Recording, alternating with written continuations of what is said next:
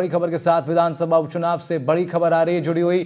Ticket बंटवारे से पहले कांग्रेस में भी बगावत के सुर नजर आ रहे हैं। उम्मीदवारों को लेकर कांग्रेस कोऑर्डिनेशन समिति की बैठक होनी है आज। झुंझुनू से कई कांग्रेसी कार्यकर्ता अपनी मांगों को लेकर राजधानी जयपुर पहुंचे हैं, जहां कांग्रेस वॉर रूम में हंगामे की संभावनाएं बढ़ गई हैं। विधानसभा उपचुनाव के से संबंधित बड़ी खबर आपको बता रहे हैं।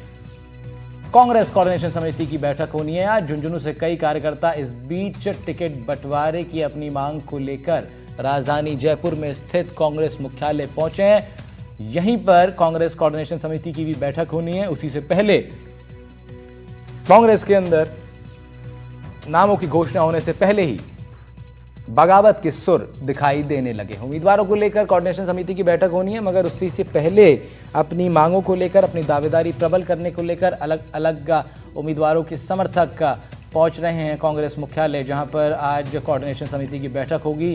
तो इस बैठक में तमाम कांग्रेस पार्टी के बड़े नेता, चाहे अशोक गहलोत हों, चाहे सचिन पायलट हों, चाहे गोविंद सिंह डोटासरा हों, चाहे कांग्रेस प्रभारी हों प्रदेश के सुखजिंदर सिंह रंधावा वो हों, तो ये तमाम लोग आज पहुंचने वाले हैं और इनकी बड़ी बैठक होगी। इस बैठक से पहले अहम खबर यह है कि बगावत के सुर नजर आने की संभावनाएं हैं, क्योंकि अपने अपने समर्थकों के साथ एक ही विधानसभा सीट से अलग अलग उम्मीदवार पहुंच रहे हैं कांग्रेस मुख्यालय पर, जहां हंगामा होने की संभावनाएं मजबूत होती इस वक्त दिखाई दे रही हैं। मुबारक खान हमारे संवाददाता हमारे साथ जुड़ रहे हैं राजधानी जयपुर से, उनका रुख करते हैं। मुबारक, बड़ी बैठक आज कांग्रेस कोऑर्डिनेशन समिति की होनी है, इसके बारे में भी आपसे जानकारी चाहिए। साथ ही साथ इस बैठक से पहले ही अपने समर्थकों के साथ अलग अलग उम्मीदवार भी पहुंच रहे हैं मुख्यालय, खबर आ रही है। क्या हंगामा आज हो सकता है मुख्यालय के बाहर कांग्रेस के? अरे स्टैंड बाय हूं मुबारक, कांग्रेस की कोऑर्डिनेशन समिति की आज बैठक, उस पर भी आपसे जानकारी चाहिए। साथ ही खबर यह भी है कि कुछ कैंडिडेट्स जो हैं अपने समर्थकों के साथ मुख्यालय पहुंच रहे हैं। क्या हंगामा भी हो सकता है? बगावत के सुर अभी से नजर आ रहे हैं, क्या ऐसा भी खबर ठीक है? बिल्कुल, देखिए वॉर रूम के अंदर आज स्टेट कोऑर्डिनेशन कमेटी की बैठक है। पूर्व मुख्यमंत्री अशोक गहलोत पहुंच चुके, गोविंद सिंह डोटासरा पहुंच चुके हैं, और जो अध्यक्षता करेंगे सुखजिंदर सिंह रंधावा, वो भी कुछ ही देर में यहां पर पहुंचने वाले हैं। और अभी हम भी आपको कुछ देर तस्वीरें दिखाई। और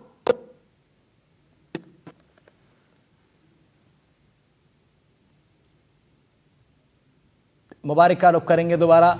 कांग्रेस वॉर रूम के बाहर मौजूद हैं हमारे संवाददाता और लगातार तस्वीरें भी वो साझा करेंगे। तमाम कांग्रेस पार्टी के बड़े नेताओं की आज मौजूदगी इस वॉर रूम में रहेगी, जहां हंगामे की भी संभावना पनप रही है। टिकट बंटवारे से पहले कांग्रेस पार्टी में बगावत के सुर दिखाई दे रहे हैं। बड़ी अहम बैठक आज कांग्रेस कोऑर्डिनेशन समिति की होनी है टिकट बंटवारे को लेकर। झुंझुनू से ये खबर आई इस बीच की कांग्रेस कार्यकर्ता अपनी मांग को लेकर मुख्यालय की तरफ रुख कर सकते हैं अपने समर्थकों के साथ। अशोक गहलोत की मौजूदगी इस बैठक में रहने वाली है, गोविंद सिंह डोटासरा होने वाले हैं, सचिन पायलट की मौजूदगी रहेगी, साथ ही साथ सुखजिंदर सिंह रंधावा होंगे।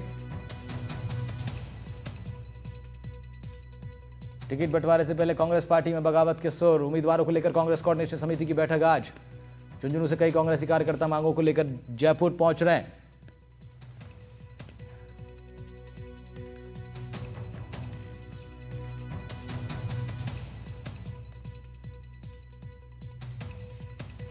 मुबारक खान हमारे संवाददाता फोन लाइन के माध्यम से जुड़ रहे हैं हमारे साथ। मुबारक का रुख करते हैं। मुबारक, क्या अपडेट है वॉर रूम के बाहर से?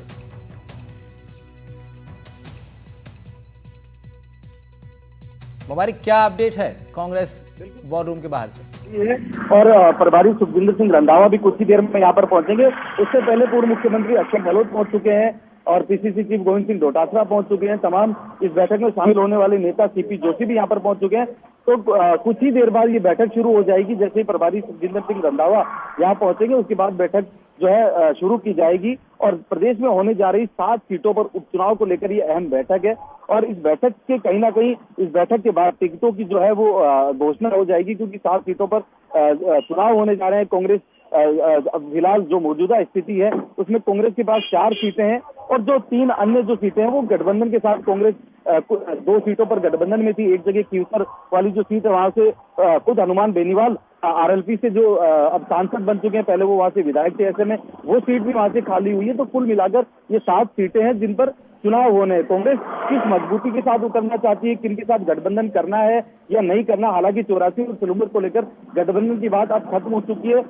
तो बाप पार्टी उसने अपने जो उम्मीदवार है उनको उतार दिया है। अब कांग्रेस को तय करना है कि वो वहाँ बाप पार्टी के साथ गठबंधन में जाती है या नहीं जाती। दूसरी तरफ खीवसर की सीट हनुमान बेनीवाल इंडिया गठबंधन के माध्यम से ही यहाँ पर गठबंधन के साथ ही सांसद बने थे, लेकिन इस चुनाव में देखना होगा कि वो कांग्रेस के साथ गठबंधन में जाते हैं या नहीं जाते। इन तमाम मुद्दों को लेकर आज इस बैठक में जो है वो चर्चा की जाए। ठीक है मुबारक, हम रुक करेंगे आपका, दोबारा तमाम अपडेट आपसे लेते रहेंगे। अभी तमाम नेताओं की मौजूदगी कुछ ही देर बाद वहां पर होगी, तो मुबारक का बारीकी से तब समझाएंगे क्या कुछ उस बैठक में चल रहा होगा। उस वक्त कुछ देर बाद मुबारक का रुख करेंगे। फिलहाल आगे बढ़ते हैं। शुक्रिया मुबारक आपका। उधर उपचुनाव को लेकर प्रदेश में चुनावी बिगुल तो बज ही चुका है। 7 सीटों पर होने वाले चुनाव को लेकर कांग्रेस की आज बड़ी बैठक होने जा रही है, जैसा कि हम आपको बता रहे थे। अब माना जा रहा है कि आज की बैठक के बाद उम्मीदवारों के नाम का ऐलान भी हो सकता है। सूत्रों की माने तो कई सीटों पर नाम तय हो गए हैं, लेकिन आज की बैठक में उसको फाइनलाइज कर दिया जाएगा। आज की बैठकों में नाम पर अंतिम मोहर लगेगी। अखिल भारतीय कांग्रेस कमेटी के प्रदेश प्रभारी सुखजिंदर सिंह रंधावा की अध्यक्षता में प्रदेश कोऑर्डिनेशन समिति की बैठक होगी। प्रदेश अध्यक्ष गोविंद सिंह डोटासरा इसमें रहेंगे, पूर्व मुख्यमंत्री अशोक गहलोत रहेंगे, नेता प्रतिपक्ष हैं विधानसभा में टीकाराम जूली वो रहेंगे, अखिल भारतीय कांग्रेस कमेटी के महासचिव हैं सचिन पायलट वो रहेंगे, और कांग्रेस पार्टी के कोर कमेटी के जो तमाम सदस्य हैं उनकी इसमें मौजूदगी रहेगी इस बैठक के अंदर। और फाइनल नाम आज सामने आ जाएंगे, ऐसा माना जा रहा है। बीजेपी ने राजस्थान की उधर 6 विधानसभा सीटों पर पहले ही अपने उम्मीदवारों की घोषणा कर दी है। इन 6 सीटों में एकमात्र सीट सलुम्बर ऐसी है जहां पहले से ही बीजेपी के विधायक थे, अमृतलाल मीणा थे, जिनको जीत मिली थी, लेकिन उनके निधन के बाद ये सीट खाली हो गई।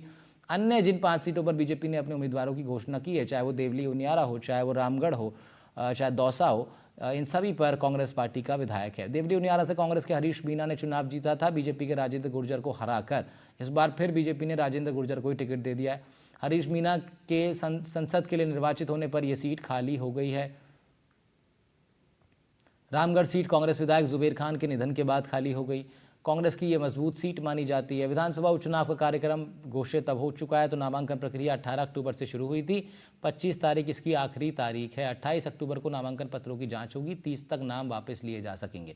13 नवंबर को मतदान होना है। मतों की गणना 23 नवंबर को होगी। यानी आने वाले, आप ये मानिए कि 1 महीने के अंदर आपके सामने इन 7 विधानसभा सीटों पर होने वाले उपचुनाव पर के बाद चुने जाने वाले नए विधायकों की तस्वीर, उनके नाम आपके सामने होंगे, और उसके बाद उपचुनावों पर फिलहाल के लिए मोहर लग जाएगी। लेकिन 1 महीने का इसमें समय, और 1 महीने तक बहुत कुछ एक्शन दिखाई दे सकता है राजस्थान में इन 7 उपचुनावों की सीटों को लेकर।